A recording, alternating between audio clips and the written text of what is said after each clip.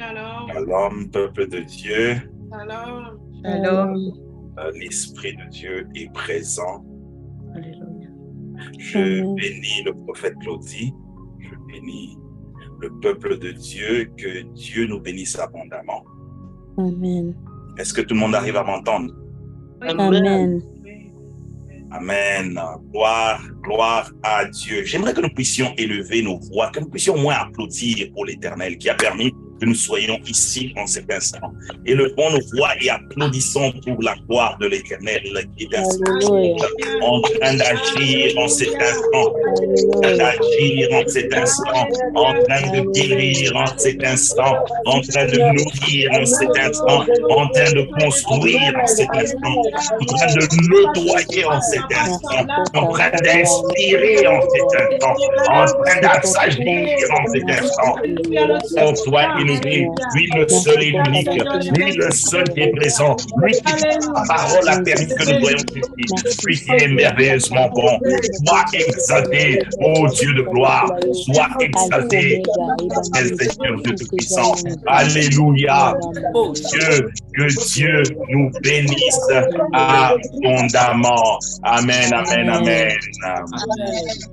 Amen. Que Dieu bénisse son serviteur, le prophète Claudie. Et je ne sais pas pourquoi j'ai ce réflexe d'attendre la traduction. Papa Marc, pardon, Oui. Est-ce que la sœur Nicole est là? Kalumbo, si elle est là, elle peut interpréter. Oui. Okay. Est-ce nécessaire? Il y a quelqu'un qui ne comprend pas le français? Parce que Je pense que tout le monde comprend le français, il me semble. Okay. Non, c'est pas grave, Papa Marc. Mais si vous voulez l'interprète, la sœur est là, elle peut interpréter. Tant mieux, tant mieux. Je voulais juste m'assurer que tout le monde comprenne au moins la langue de Molière. Que Dieu vous bénisse, sœur Nicole. Amen. Alors, remarquez que dans la Bible, il y a plus de 250 noms de notre Seigneur Jésus-Christ. Saviez-vous cela? Plus de 250 noms. Et nous connaissons plusieurs. Il y a certains comme par exemple, nous l'appelons le pain vivant, la pierre vivante, le lion de la tribu de Juda, notre Seigneur de justice, le Seigneur du ciel, Seigneur de gloire, Seigneur des armées, le Seigneur vaillant dans la bataille, le Seigneur des morts et des vivants, le maître de sabbat. Et nous avons tous ces noms que nous voyons. D'ailleurs, comme exercice de dévotion, j'invite tout le monde qui nous suit à prendre sa Bible et aller à travers les différents passages et noter les différents noms qui sont attribués à notre Seigneur Jésus. Amen. C'est juste un exercice de dévotion. Vous verrez que ça va vous faire grandir aussi, d'ailleurs, de savoir cela.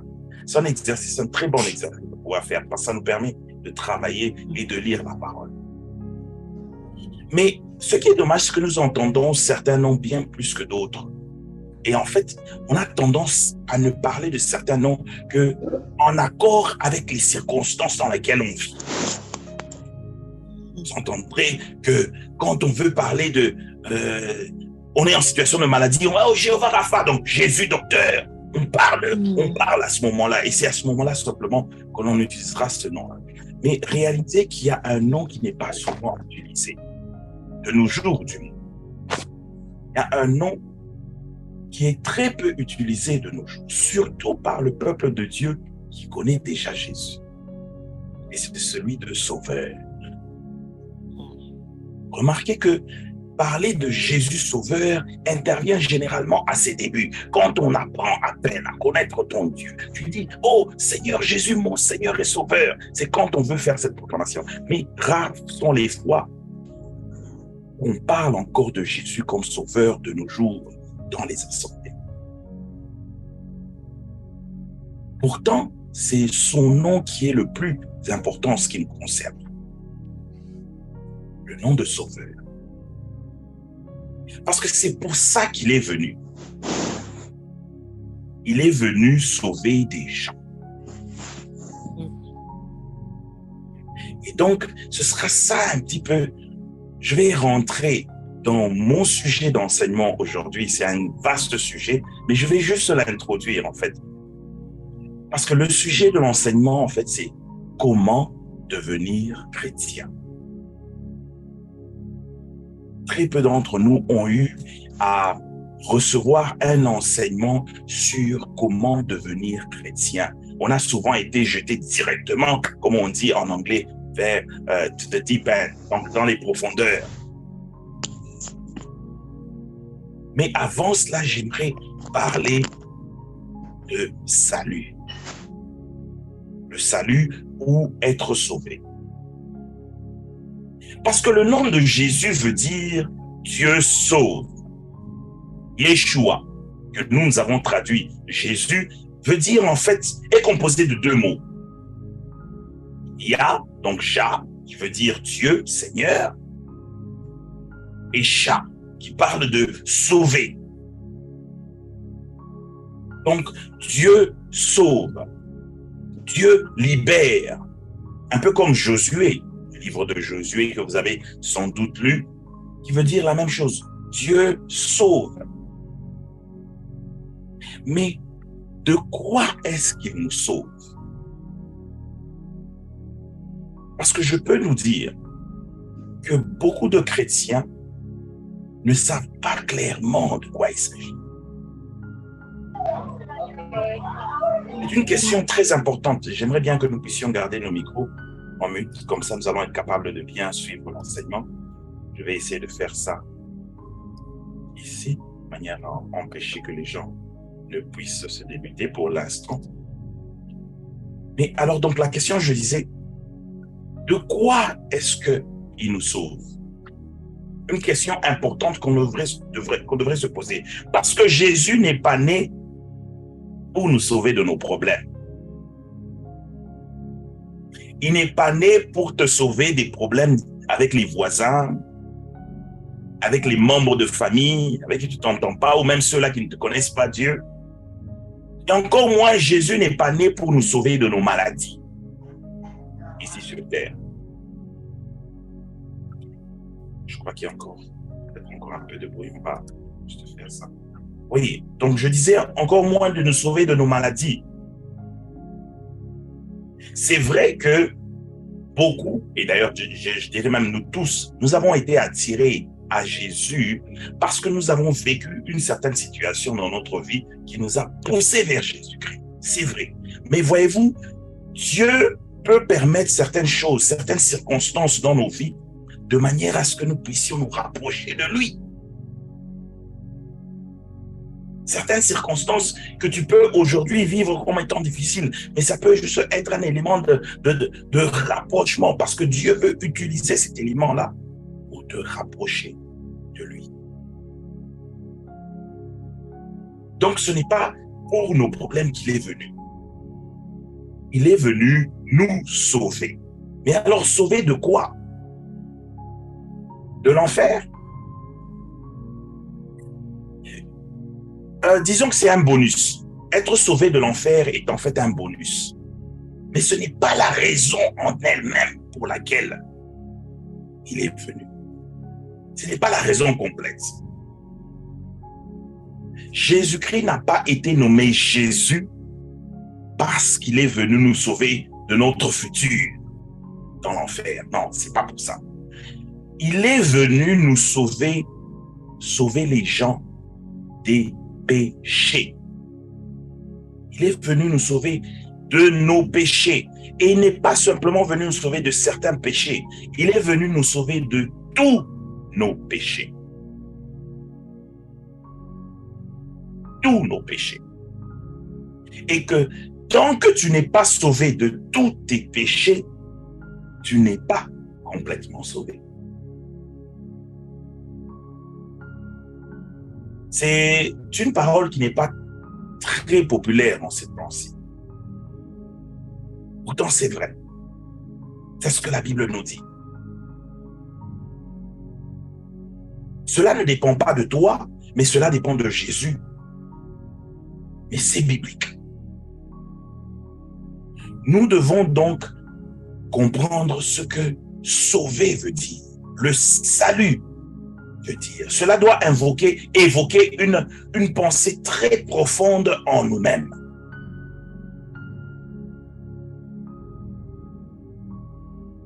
Vous savez, durant les périodes de guerre, je parle des grandes guerres mondiales, il y avait un mot, surtout ici, je dirais même ici au Canada, il y avait un mot particulier qui revenait ici, le mot salvage, qui veut dire sauvegarder en français, si je puis traduire.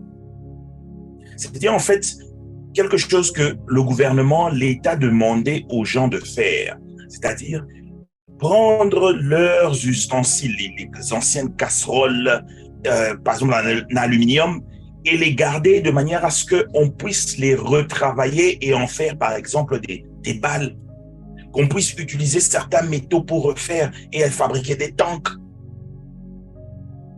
La sauvegarde du papier était on insistait pour cela, pour que les gens sauvent et sauvegardent leur papier de manière à ce qu'on puisse les utiliser à nouveau. Parce que voyez-vous, toutes les usines avaient fermé. Il fallait donc être capable d'avoir la matière première. Et comme on n'en trouvait pas, il fallait faire de la sauvegarde, salvage. Et en fait, c'est plus un mot qui est utilisé de nos jours. De nos jours, on utilise le mot recycler. Recycling, recycler. Mais c'est la même signification. Prendre des déchets qui ne nous servent à rien et en faire quelque chose d'utile, quelque chose d'utilisable. Et c'est ça que salut veut dire.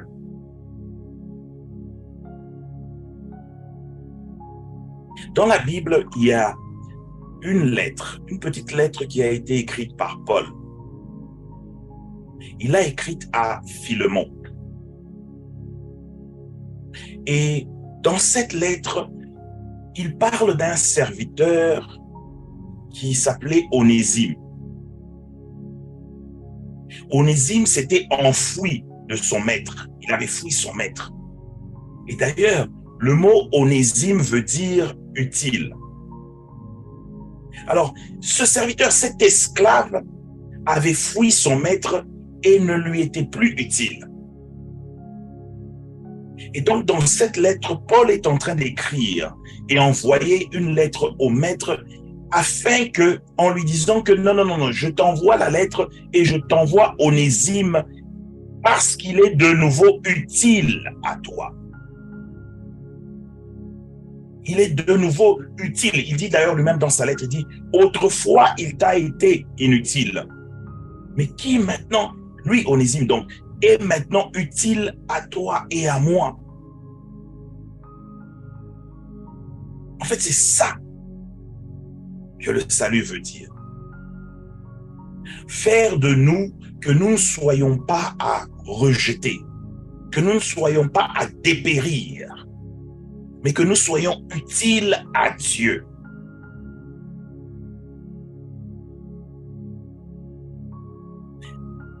Et si tu comprends cela, tu comprendras que jusqu'à ce que cela n'arrive, tu n'es pas complètement sauvé.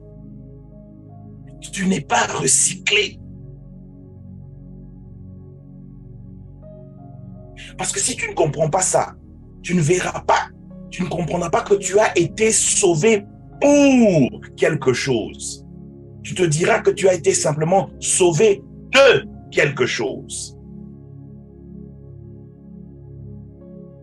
Et parfois, on a à cause de ça, on se méprend et on pense qu'on a été sauvé de l'enfer.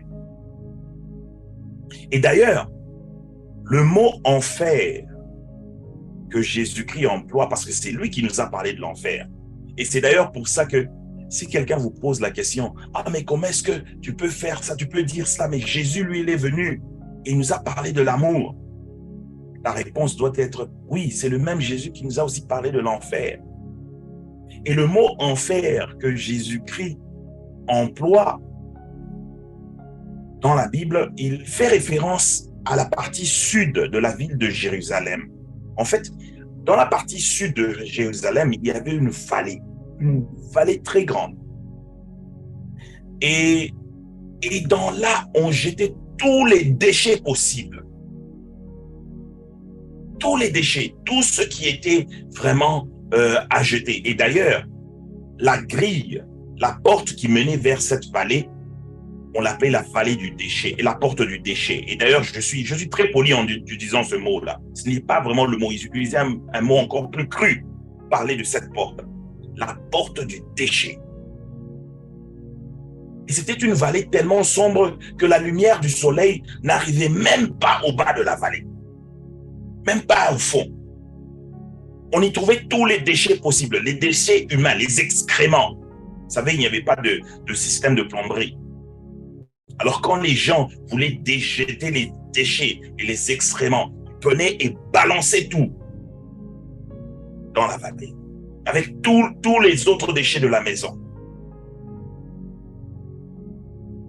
Et c'est ça que tu aurais eu à faire si tu étais là. Tout ce que tu aurais fait, c'est prendre les déchets de ta maison. Vous voyez comment est-ce qu'on peut vivre dans une maison, avoir toutes sortes de déchets. Mais imaginez avec ça qu'il y ait des excréments qui viennent avec et qu'on aille jeter tout à cet endroit. Imaginez les odeurs qui en sortaient. Et au fond de cette vallée, il y avait un feu qui ne s'éteignait jamais. Parce qu'il y avait chaque fois des excréments et des déchets qu'on y jetait. Et le feu continuait à brûler en bas. Et il y avait une fumée qui nauséabonde qui montait de là. Et c'est ça l'image que Jésus-Christ a utilisée pour parler de l'enfer.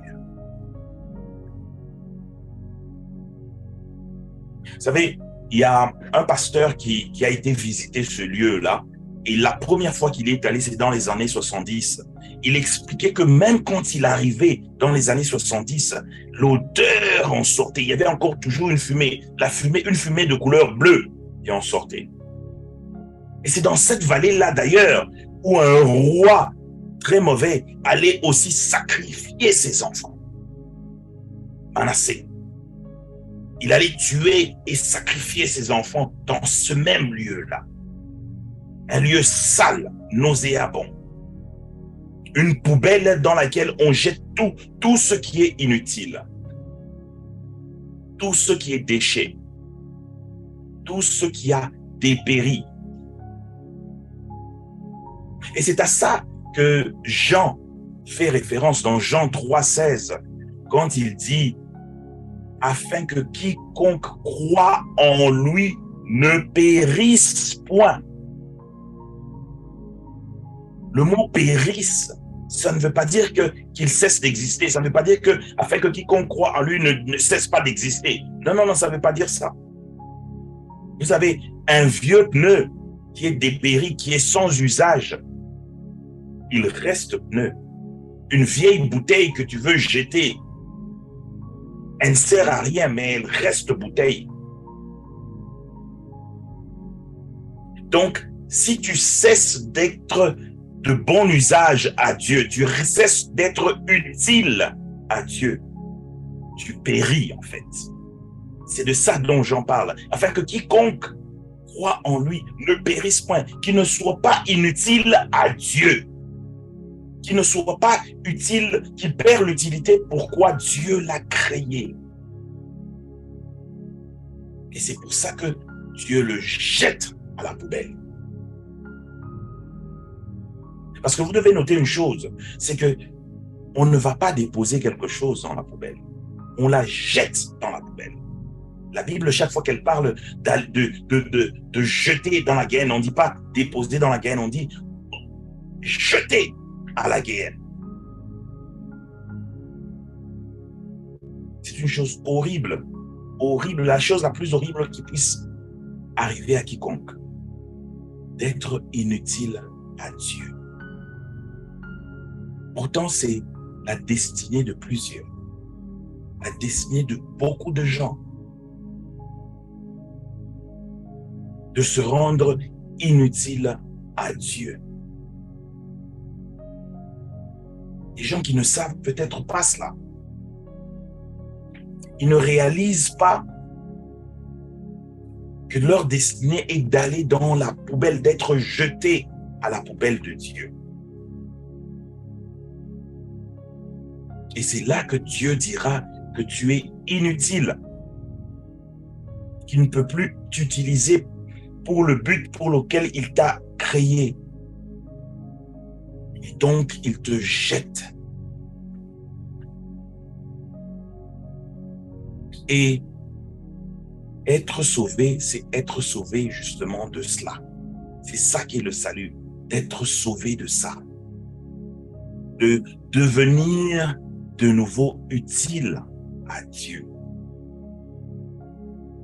Cela nous donne donc une signification nouvelle que d'être sauvé.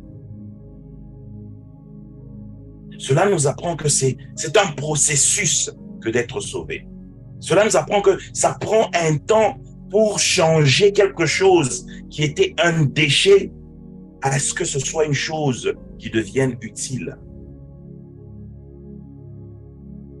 Une chose utile à Dieu. Nous comprenons par là que ça prend du temps pour que tu sois changé en déchet, en utile, en chose utile à Dieu. Et ça nous donne une autre conséquence. Ça nous apprend que le salut n'est pas une chose qui se passe en une fois.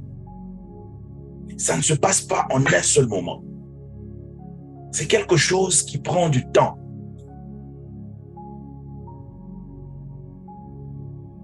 Tu arrives à comprendre que c'est quelque chose qui te prendra un temps.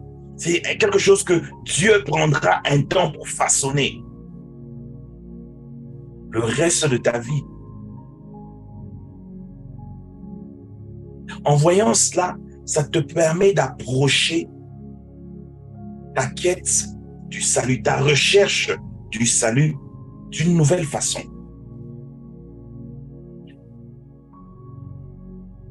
Tu comprends que quand tu as accepté le Seigneur Jésus-Christ, tu as commencé en fait ce processus. Tu as entamé ce processus d'être sauvé. C'est pour ça, c'est plus biblique de dire que je suis en train d'être sauvé, plutôt que de dire j'étais sauvé il y a 20 ans. Hier soir, à la prière, hier soir, 7 personnes ont été sauvées. C'est mieux de dire j'ai commencé mon processus de salut il y a 20 ans. 7 frères, 7 sœurs ont commencé leur processus d'être sauvés hier soir. La Bible nous dit dans Matthieu que c'est le chemin qui mène à la vie. Le chemin qui mène à la vie. C'est un voyage.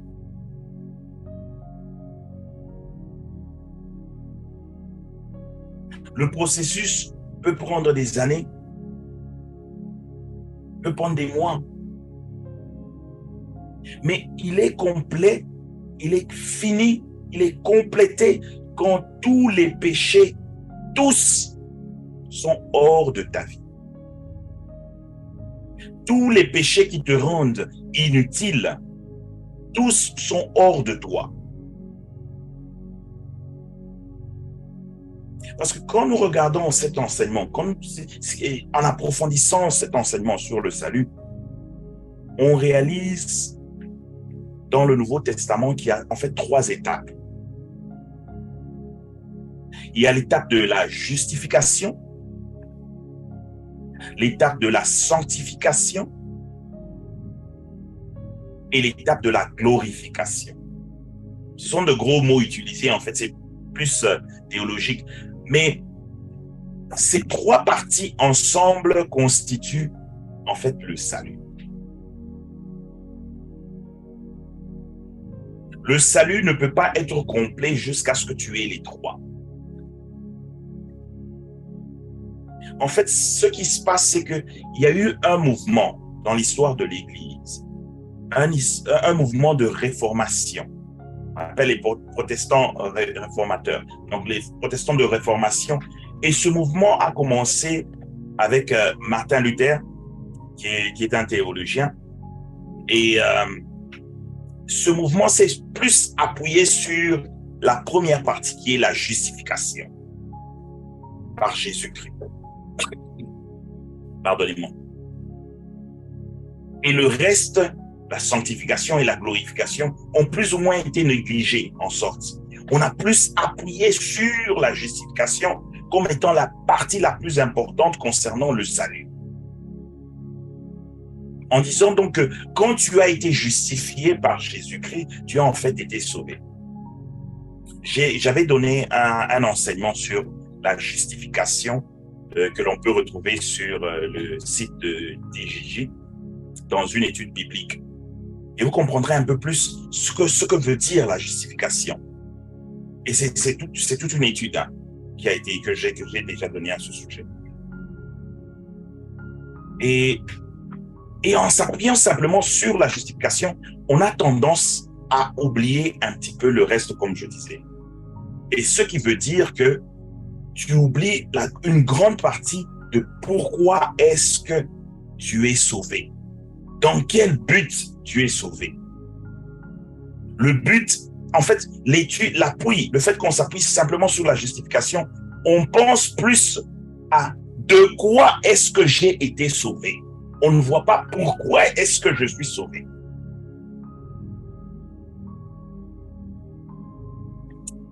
Hébreux 7, 25 nous dit ceci. C'est pour cela qu'il peut sauver parfaitement ceux qui s'approchent de Dieu par lui. C'est pour cela qu'il peut sauver parfaitement ceux qui s'approchent de Dieu par lui. Le problème est que plusieurs lisent ce passage comme étant dit, comme si ça disait, c'est pour cela qu'il peut vraiment sauver ceux qui s'approchent de Dieu par lui. En fait, qui peut vraiment les arracher de ce en quoi ils étaient prisonniers, de leur captivité. Mais en fait, le terme exprimé veut dire que c'est pour ça qu'il peut sauver vers la perfection. Il peut sauver donc en les poussant en parfait, vers le parfait. Et compléter donc ce pourquoi il t'a créé, ce pourquoi donc il m'a créé. Il peut ainsi compléter en toi ce qu'il a commencé. Un processus de recyclage. Salvage. Rendre ce qui était dépéri à ce qui devient utile. Nous, chrétiens que nous sommes, nous nous appuyons sur lui, Jésus notre Sauveur. Et par ce processus, il sauve. Dans le Nouveau Testament, le mot sauver est en fait conjugué dans 3 temps. Vous verrez que tu as été sauvé, tu es en train d'être sauvé et tu seras sauvé. Tous les 3 temps sont utilisés dans le Nouveau Testament. Et savez-vous quel est le temps le plus fréquent? Quel est le temps qui est le plus utilisé dans le Nouveau Testament? C'est celui du futur. C'est celui qui est le plus fréquent. Quand tu seras sauvé. En fait, tu as été sauvé, tu es sauvé et tu seras sauvé. Un processus. C'est le temps qui est le plus utilisé. Le temps dans le passé, le temps dans le présent, mais surtout dans le temps futur. Il y a l'emphase placée sur le futur. Quand le processus sera complet. Et à ce moment-là, tu seras libre de tout péché. Et Dieu dira, maintenant je peux t'utiliser. Maintenant je peux te prendre parce que tu es utile à ce que j'avais prévu pour toi, pour ta destinée. Concernant les 3 temps, utilisés, où la Bible nous parle de « j'ai été sauvé »,« je suis sauvé » et « je serai sauvé », ces 3 temps en fait constituent à des éléments que tu dois subir, à une délivrance que tu dois subir. En premier, qui vient par la justification. La première délivrance que tu dois subir, l'enseignement que j'avais donné, expliquant c'est quoi la justification. Le terme justification, c'est un terme latin, un terme qui veut nous parler, qui veut exprimer quelque chose, qui veut donner une explication à quelqu'un qui est le déclaré innocent. C'est ce que Dieu fait en fait. Juste pour parler en parenthèse de la justification. Dieu vient te déclarer innocent. Et dans l'étude, j'explique comment est-ce que Dieu, qui te connaît toi, qui sait comment je suis, qui me connaît depuis ma naissance, qui sait combien je suis pécheur, comment peut-il me déclarer innocent? C'est pas la justification. Parce que nous savons que Dieu est parfait, il ne ment pas. Alors il ne peut pas mentir et dire que tu es innocent quand il sait que tu es pécheur. Il ne peut le faire qu'en déclarant, il ne peut le faire que quand la punition prévue pour toi, pour moi qui sommes pécheurs, qui avons péché, que quand cette punition tombe sur quelqu'un qui, lui, n'a pas péché. Parce que Dieu est juste, il doit punir. Et donc cette punition tombe sur l'innocent. Et le seul qui puisse être innocent ne peut pas être un homme, parce que lui aussi est pécheur. Il ne peut être que Dieu dans la chair de l'homme. Et c'est ça que Jésus fait par cet acte de justification.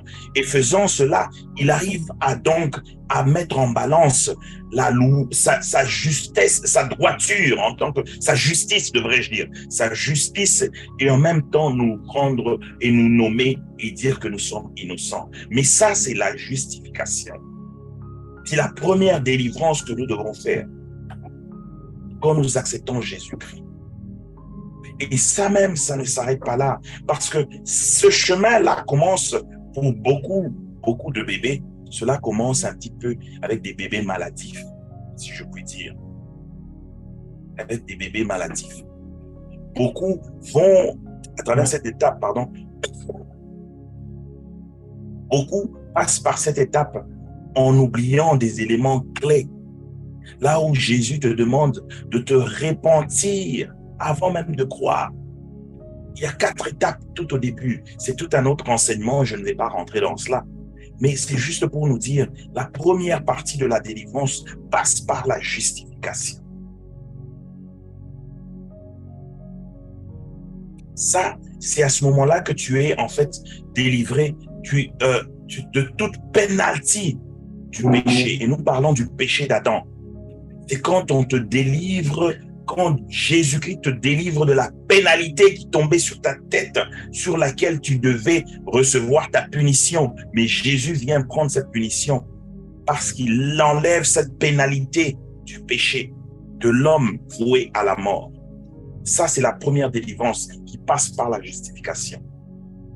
Ensuite, il y a la sanctification on parle donc du temps où je suis sauvé, le temps présent, la sanctification. Et ça, à ce moment-là, tu dois sortir du pouvoir actuel du péché. Je dois sortir du pouvoir actuel du péché. Et ça passe par la grâce, parce que là, tu viens vers Jésus-Christ et demander pardon, et demander à ce que lui te nettoie. Il te nettoie de ce pouvoir du péché. Voilà pourquoi on a des serviteurs, même aujourd'hui, qui sont parfois encore sous l'emprise du pouvoir du péché. On a des enfants de Dieu qui se veulent de Dieu, mais qui vivent sous le pouvoir du péché. Et ça, c'est le processus présent où je suis sauvé. Je prie, je suis sauvé. Je prie, je suis sauvé. Je demande à Dieu de me nettoyer. Je suis sauvé. Un processus présent, une délivrance présente. Et la partie de la sanctification est en fait la partie qui dure le plus, si je puis dire. Elle est celle dans laquelle nous passons notre vie à passer.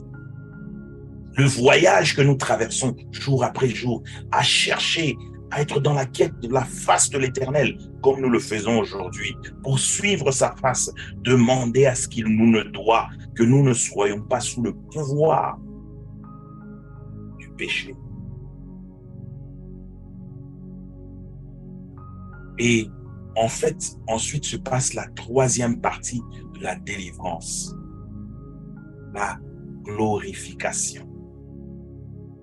La glorification est en fait la délivrance de toute présence du péché.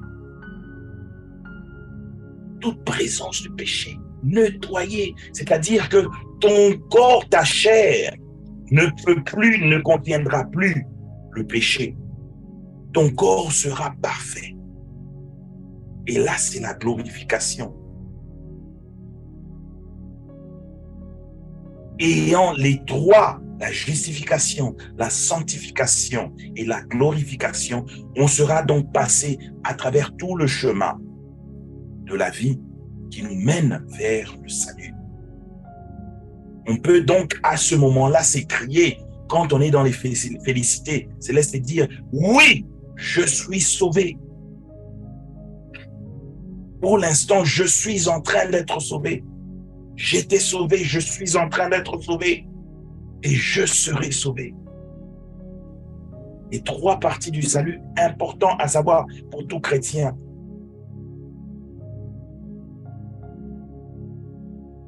Et là, nous devons toujours nous y attacher. Nous devons savoir que c'est un élément important dans notre parcours, dans notre chemin, dans ce voyage du chrétien. La Bible nous le dit que nous sommes sur le chemin de la vie. Et la Bible nous parle, et tous les messages que nous écoutons des serviteurs, quand nous lisons la Bible, la Bible nous parle de comment y rester, comment rester sur ce chemin, comment être sauvé, comment vivre le salut et comment être sauvé, aller vers l'avant, voir le futur.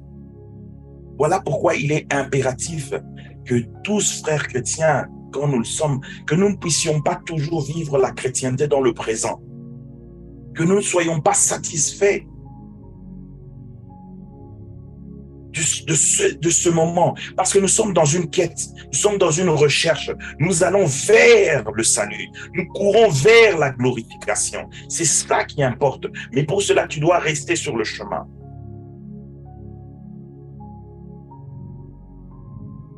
Il y a juste à cause de cette petite confusion, il y a parfois le mélange de la grâce et de la quête du salut qui se passe entre les deux. La grâce est un cadeau immérité. Nous n'allons pas faire quelque chose pour recevoir la grâce. Nous n'avons pas à travailler plus pour recevoir la grâce. Nous n'avons pas à plaire à Dieu pour ainsi qu'il nous donne la grâce. C'est un cadeau immérité que Jésus te donne. Mais le salut est le but pour lequel il te veut.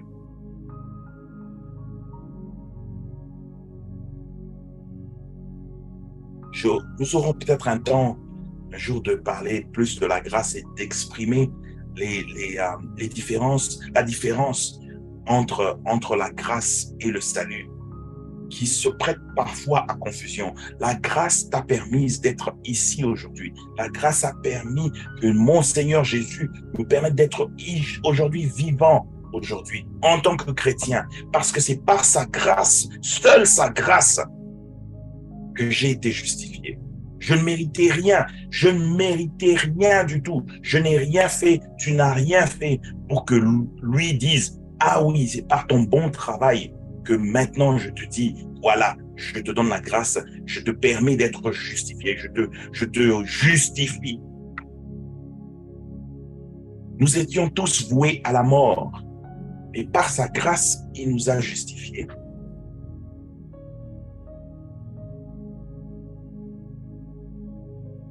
Je ne voudrais pas prendre tout le temps qui nous reste, parce que j'aimerais que nous puissions continuer dans la prière. Je reconnais fermement que la parole de Dieu, plus nous la méditons, plus nous la mangeons, plus elle nous construit. Ne prenez en rien de ce que quiconque nous parle la parole, que ce soit moi-même, votre serviteur ou n'importe qui. Prenons ce que l'Esprit de Dieu nous dit et nous enseigne à chacun de nous. Quand nous mangeons, quand nous méditons la parole de Dieu. Et à cela seulement, nous comprendrons ce qu'il veut faire de nous. Nous permettant ainsi à apprendre comment devenir chrétien. Ça, c'était juste une introduction sur cet enseignement et j'espère que le peuple de Dieu a été béni et j'aimerais donc remettre la parole au prophète Claudie pour le reste de la soirée. Que Dieu nous bénisse à vous. Amen. Merci beaucoup, Papa Marc. Merci beaucoup pour la parole de Dieu ce soir. Wow! Est-ce qu'on peut acclamer le Seigneur? Bon. Amen, amen, amen, amen. Kaka. Amen. Amen.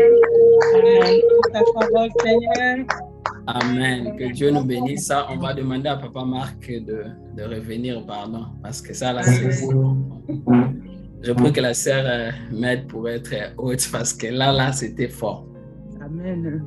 Papa Marc, j'ai l'impression que c'était pas l'introduction, c'était le début seulement. J'étais béni, en fait. Nous sommes bénis, Papa. Merci beaucoup. Que Dieu bénisse abondamment. Amen. On va prier pour la parole qu'on a reçue. Chacun de nous. Je ne sais pas. Est-ce que je peux vous poser une question? Simplement, oui. Oui, il y a Oui. une question, tu peux poser. Oui, est-ce que c'est pour ça que Jésus avait dit à Pierre, quand tu seras converti, tu convertiras les autres? Vous voyez, quand il lui avait dit, le diable a cherché, Te cribler. oui, te cribler. Et c'est pour ça que c'est ce sens qu'il voulait dire quand tu seras sauvé. Voyez-vous, Jésus-Christ a appelé Pierre. Mm.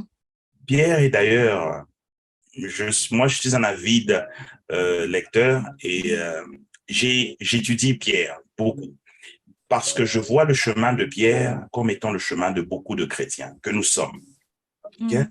Qui dans notre caractère, chacun de nous avons des limites dans le caractère, je préfère dire limites, ok?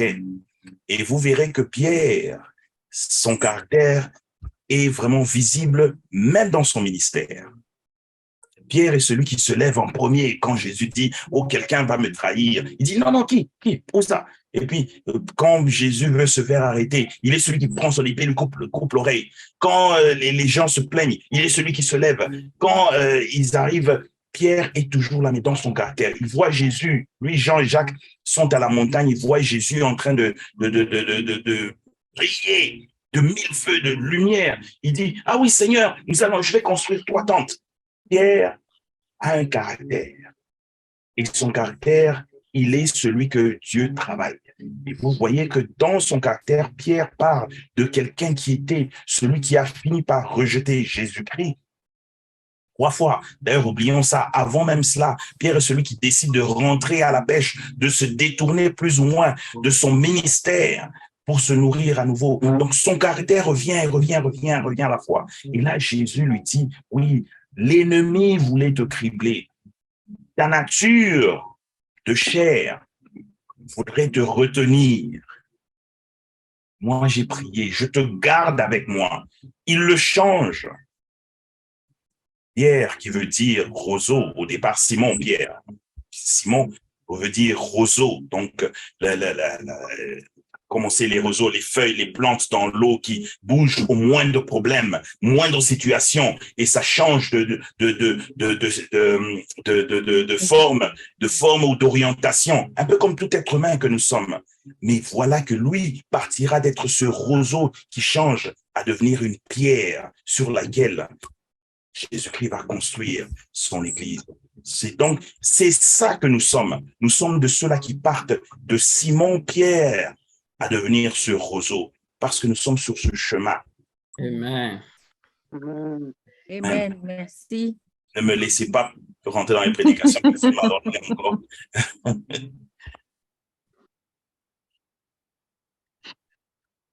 Alors, je ne sais pas s'il y a quelqu'un d'autre. Sinon, je vais donc remettre la parole. J'aimerais que nous puissions continuer en prière. Peut-être y a-t-il encore d'autres messages qui vont venir.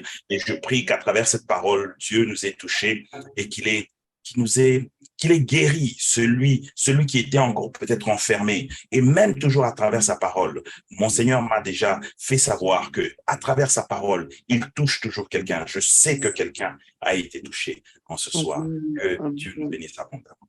Papa Marc, moi, j'ai voulu que vous puissiez prier. Ah, moi, je vais entrer. Il n'y a pas de problème, il n'y a pas de problème. Nous allons donc d'abord remercier notre Seigneur qui nous permet de comprendre sa parole. À chacun de nous, chacun des mots qui ont été dits aujourd'hui, ont probablement parlé à quelqu'un. On parlait à toi, ma sœur, à toi, mon frère. Un mot t'a certainement touché en ce soir, parce que lui est le meilleur traducteur. Nous avons cherché un traducteur au début, mais il y a un traducteur parfait qui à chacun de nous parle, qui parle à ton cœur, parce que lui connaît les écrits de ton cœur. Lui voit ce qui est à l'intérieur de ton cœur et peut ainsi te guider de la façon dont toi tu devrais aller, dont toi, ma sœur, toi, mon frère, devrais aller. Alors, j'aimerais que tu puisses élever ta voix ce soir, que tu puisses le glorifier pour cette grâce, parce qu'il a été présent ce soir, parce qu'il est présent avec toi ce soir, lui qui était, qui est et qui sera, le seul et unique. Élevons nos voix au nom puissant de Jésus. Oh Dieu de gloire, toi qui es de merveille et de grâce, toi qui es Dieu présent, toi qui es Dieu vivant, toi qui es Dieu en ce jour, toi qui es Dieu toujours, toi qui as permis à ce que nous soyons ici, qui a permis au éternel Père très saint à ce que je reçoive, que je perçoive, toi qui as permis que mon frère et ma sœur, qui en ce jour, ô éternel Seigneur Dieu Tout-Puissant, et à tes pieds ce soir, ô éternel Père très saint, nous te disons merci, merci Seigneur, merci de bouger mon frère, merci de bouger ma sœur, merci ô éternel Seigneur Dieu Tout-Puissant, de nous apprendre encore une fois, merci ô Dieu de gloire, de permettre que chacun de nous, ô éternel Seigneur Dieu, reçoive, et de ta nourriture parfaite, ta chair parfaite, de ce que toi, ô éternel Seigneur Dieu Tout-Puissant, a permis. Permets, ô éternel Seigneur Dieu, de reconstruire ce qui est détruit. Permets, ô éternel Seigneur Dieu Tout-Puissant, de nous rendre utiles à toi. Ô éternel Seigneur Dieu Tout-Puissant, de nous propulser au devant. Permets, ô Dieu de gloire, encore plus, au nom puissant de Jésus. Merci, Seigneur, ô Dieu Tout-Puissant. Merci, ô Dieu de gloire, toi qui es de merveille et de grâce, toi qui as permis, ô éternel Seigneur Dieu Tout-Puissant, de guérir celui qui est malade. Toi qui as permis, ô éternel Seigneur Dieu, par ta présence, ô Dieu de gloire, de propulser celui qui était dans le doute.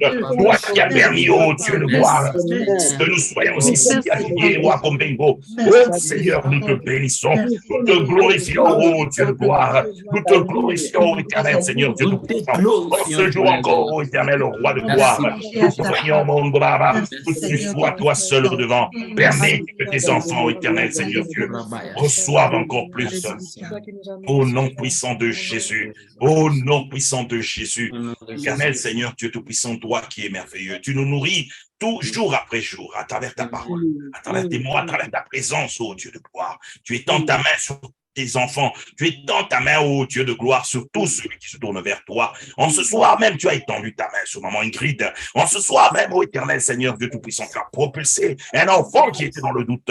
En ce soir, ô Dieu de gloire, tu as relevé celui qui était encore en train de trembler, celui qui avait peur encore, ô éternel Seigneur Dieu, ne sachant pas où se trouve. Mais ô Dieu Tout-Puissant, ô Dieu de gloire, ô Dieu présent, ô Dieu vivant, ô Père très saint, Wakumbengo, toi seul est Dieu en ce jour, et tu as permis que tes enfants puissent ainsi s'asseoir dans ta parole, puissent ainsi, ô éternel Seigneur Dieu Tout-Puissant, avancer. Tu nous as donné cette soif d'aller encore te chercher. Tu nous as donné cette soif d'aller encore, ô éternel Père très saint, nous rapprocher de toi. Tu nous as permis, ô éternel Seigneur Dieu, que ce soir nous apprenions encore un peu plus sur ce que toi tu veux faire de nous.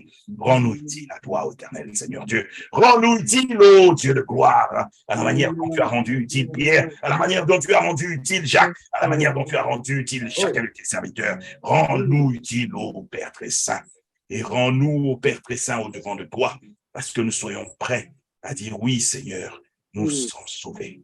Sois exalté, sois glorifié. Au nom puissant de Jésus. Amen. Amen. Que Dieu bénisse Papa Marc. Amen. Wow. Pendant que Papa Marc est en train de parler, j'ai entendu en fait que Dieu est en train de me parler pour quelqu'un, mais j'ai envie